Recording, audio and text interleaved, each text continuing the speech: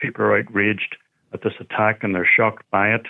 But it's important that no one else becomes a victim who was not connected to this incident. A man has been arrested on suspicion of attempted murder after a brutal knife attack in Belfast at 10:30 last night. A video has been circulating, which the PSNI have asked not to continue to circulate. For anyone who's seen the video footage, it is deeply shocking that you see a man pinned to the ground, the other man attacking him with a knife on the face and at his throat.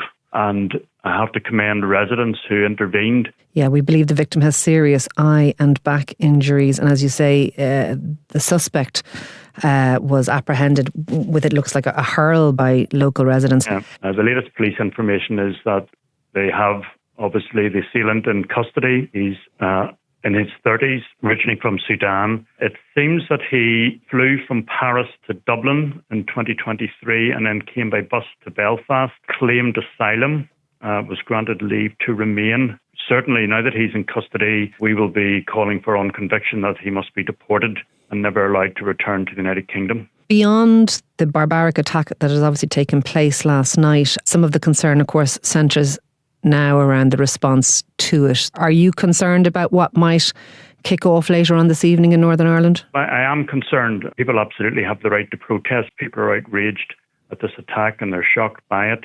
But it's important that no one else becomes a victim who was not connected to this incident. This was one individual. He is in custody. Absolutely, people have concerns about immigration as a general issue. But the conduct of this individual should not result in anyone else being in fear or coming under attack. So those attending protests must make sure that they keep it peaceful